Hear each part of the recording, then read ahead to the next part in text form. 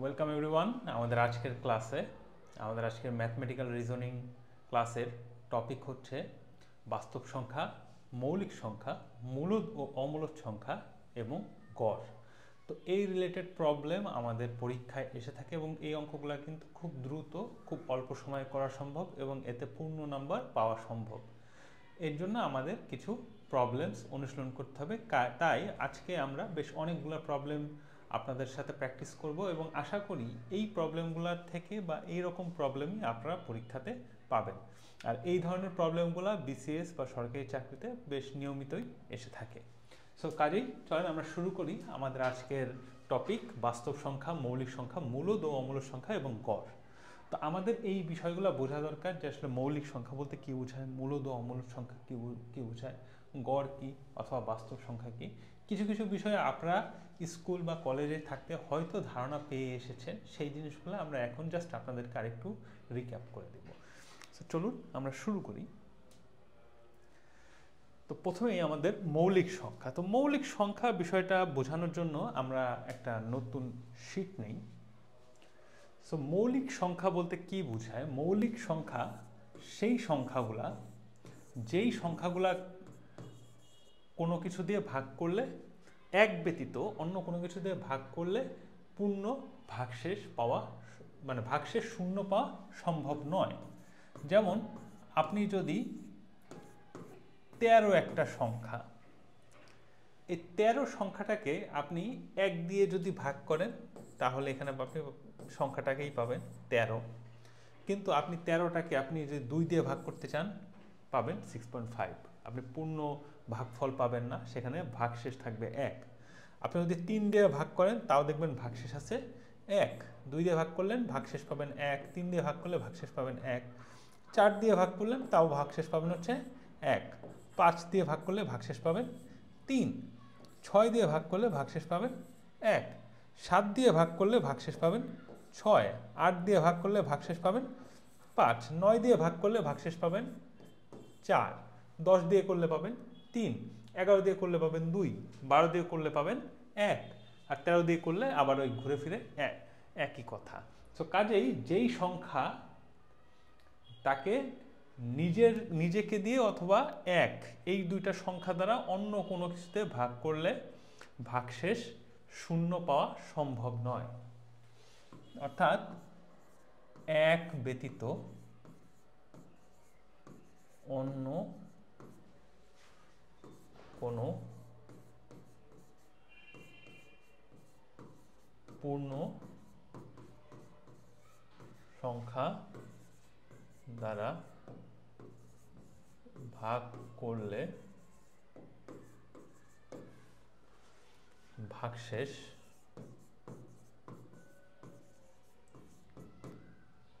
শূন্য পাওয়া সম্ভব নয়। এক ব্যতীত অন্য কোনো সংখ্যা দ্বারা, একটু ভালো মতো দেখি, এক ব্যতীত অন্য কোনো পূর্ণ সংখ্যা দ্বারা ভাগ করলে ভাগশেষ শূন্য পাওয়া সম্ভব নয়। এইরকম সংখ্যাগুলোকে আমরা বলছি হচ্ছে মৌলিক সংখ্যা। সো মৌলিক সংখ্যা সংক্রান্ত প্রবলেমগুলো খুব দ্রুত করার জন্য আমাদের কিছু ডাটা বা জানা দরকার। যেমন আমরা একটা জিনিস আপনাদের একটু প্র্যাকটিস করার জন্য বা জানার জন্য আমরা কিছু বিষয় লিখব। যেমন 1 থেকে 100 পর্যন্ত মৌলিক সংখ্যার তালিকা।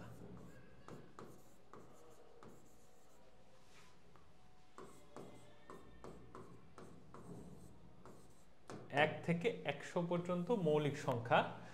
যদি সম্ভব হয় এই জিনিসটা আপনারা একটু দেখবেন বারবার করে, তাহলে এই জিনিসটা আপনাদের মোটামুটি একটু জানা থাকবে।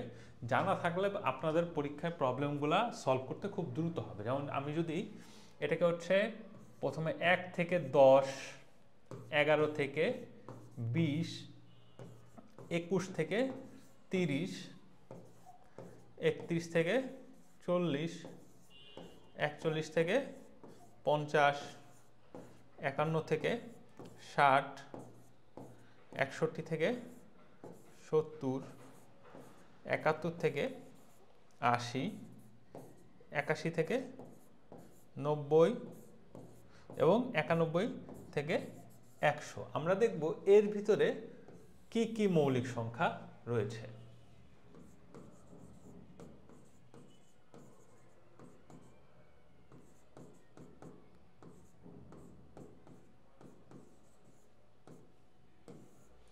যেমন 1 থেকে 20-এর ভিতরে আমরা যদি দেখি 1 থেকে 20-এর কি কি মৌলিক সংখ্যা রয়েছে, মৌলিক সংখ্যা রয়েছে হচ্ছে 2, 1 থেকে 10-এর ভিতরে।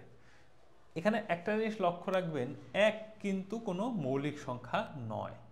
কাজে আপনাদের অনেকের হয়তো এই জিনিসটা মনে হতে পারে যে 1 থেকে বা 1 মৌলিক সংখ্যা এটা দিয়ে আপনি শুরু করবেন, কিন্তু না, 1 মৌলিক সংখ্যার ভিতরে কোনো কাউন্টিংয়ের ভিতরে আসবে না। এই বিষয়টা আপনারা খুব ভালোভাবে খেয়াল রাখবেন। তো এরপরে কি 2 এর পরে আছে হচ্ছে 3, এরপরে 4। তো যত জোড় সংখ্যা আছে জোড় সংখ্যাগুলো মানে 2 ব্যতীত কোনো জোড় সংখ্যাই মৌলিক সংখ্যার ভিতরে পড়বে না, কারণ সবগুলোই 2 দ্বারা বিভাজ্য।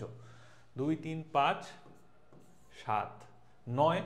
9 কিন্তু হচ্ছে কি 3 3 9 মানে 3 দ্বারা বিভাজ্য, কাজে এটা আসবে না।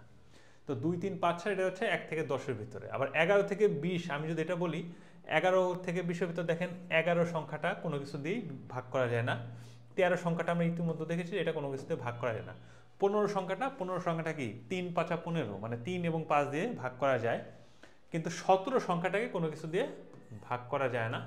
একইভাবে 19 সংখ্যাটাকে কোনো কিছু দিয়ে ভাগ করা যায় না। কাজে এগুলা হচ্ছে মৌলিক সংখ্যা।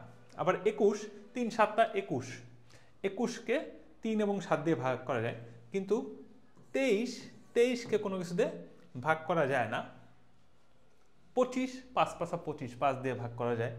27, 3 9 27, 3 এবং 9 দিয়ে ভাগ করা যায়, কিন্তু 29 বা 29কে কোনো কিছু দিয়ে ভাগ করা যায় না।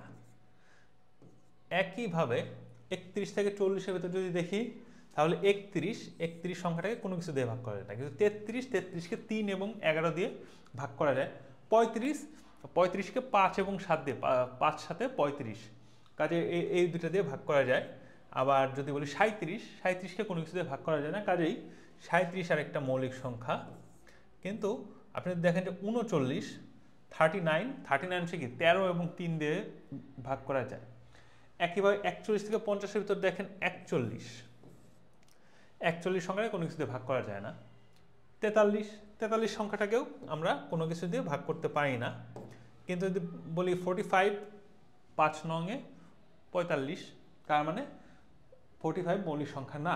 আবার যদি বলি 47কেও কোনো কিছু দিয়ে ভাগ করে যায় না, কিন্তু 49কে 7 দিয়ে ভাগ করা যায়। একইভাবে আমরা যদি 51 থেকে 60-এর ভিতর দেখি, 51 হচ্ছে 17 এবং মানে 3 দ্বারা বিভাজ্য, আবার 17 দিয়ে বিভাজ্য, তো কাজে এটা হবে না। কিন্তু 53 বা 53 এটাকে কোনো কিছুতে ভাগ করা যায় না। 55কে 5 দিয়ে ভাগ করা যায়। 57কে 3 দিয়ে ভাগ করা যায়। 59কে কোনো কিছু দিয়ে ভাগ করা যায় না। আবার আমরা যদি দেখি 61 থেকে 70, তো 61 থেকে 70-এর ভিতরে আমরা দেখতে পারি যে 61 সংখ্যাটা এটাকে কোনো কিছু ভাগ করে না। 63 সংখ্যাটাকে 3 দিয়ে ভাগ করা যায়। 65 সংখ্যাটাকে 5 দিয়ে ভাগ করা যায়। 67 সংখ্যাটাকে কোনো কিছু দিয়ে আমরা ভাগ করতে পারি না। আবার 69 সংখ্যাটাকে 3 দিয়ে ভাগ করা যায়। একইভাবে আমরা দেখতে পাই 71 সংখ্যাটাকে আমরা কোনো কিছুতে ভাগ করতে পারি না। 73 সংখ্যাটাকে আমরা কোনো কিছুতে ভাগ করতে পারি না। 75 সংখ্যাটাকে 5 দিয়ে ভাগ করা যায়। 77 সংখ্যাটাকে 7 দিয়ে ভাগ করা যায়। এরপরে 79 সংখ্যাটাকে কোনো কিছু দিয়ে ভাগ করা যায় না। এরপরে কি আছে 81 সংখ্যাটাকে 3 দিয়ে ভাগ করা যায়। 83 সংখ্যাটাকে কোনো কিছু দিয়ে ভাগ করা যায় না। 85 সংখ্যাটাকে 5 দিয়ে ভাগ করা যায়। 87 সংখ্যাটাকে 3 দিয়ে ভাগ করা যায়। তো কাজে এই দুটাকে বলবো না, কিন্তু 89 সংখ্যাটাকে আবার আমরা কোনো কিছুতে ভাগ করতে পারি না। একইভাবে 91 সংখ্যাটাকে যদি দেখি, 91 সংখ্যাটাকে 7 দিয়ে ভাগ করা যায়। 7 13 এই দুটো সংখ্যা দিয়ে ভাগ করা যায়। তারপর 93 সংখ্যাটাকে 3 দিয়ে ভাগ করা যায়।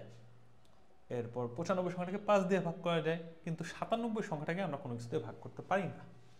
সো কাজে 97 একটা মৌলিক সংখ্যা। 99 সংখ্যাটাকে 3 দিয়ে ভাগ করা যায়। কাজে আমরা যদি বলি যে মৌলিক সংখ্যা মানে 1 থেকে 100 পর্যন্ত মৌলিক সংখ্যা কতটি, তাহলে কতটি আসে দেখেন।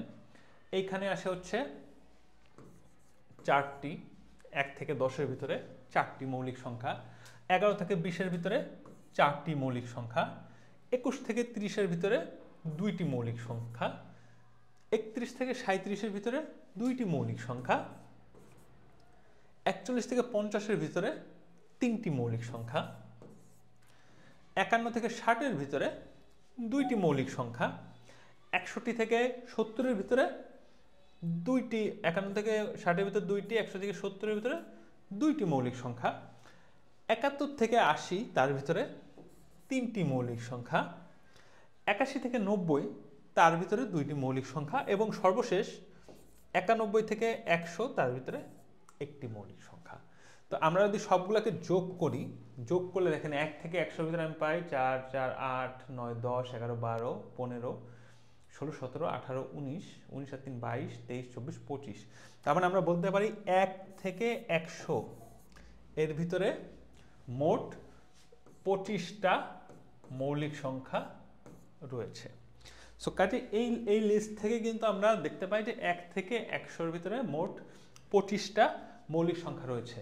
এখন আপনাকে যদি আমি এখান থেকে আরেকটু কঠিন কোশ্চেন করি যে 1 থেকে 50-এর ভিতরে কতগুলো মৌলিক সংখ্যা রয়েছে, তাই 1 থেকে 50 বলে কি হবে যে 1 থেকে 50 মানে এই রো পর্যন্ত এখানে কতগুলো আছে 4, 4, 8, 9, 10, 11, 12 আর 3, 15। 1 থেকে 50-এর ভিতরে আছে এই 15টা। আমি যদি বলি যে 51 থেকে 60-এর ভিতরে কয়টা আছে, আপনি বলতে পারবেন যে 2, 2, 4 আর 3, 7, 8, 9, 10টা আছে। 51 থেকে 100-এর ভিতরে আছে মোট 10টা মৌলিক সংখ্যা। আমি যদি আপনাকে বলি 11 থেকে 60-এর ভিতরে কতগুলো আছে, তাহলে আপনি করবেন যে 11 থেকে 60 এই পর্যন্ত যতগুলো আছে 4, 5, 6, 7, 8, 9, 10, 13, 13টা আছে 11 থেকে 60-এর ভিতরে। সো এই জিনিসগুলো যদি আপনাদের জানা থাকে তাহলে আপনারা এগুলো খুব সহজে করতে পারবেন।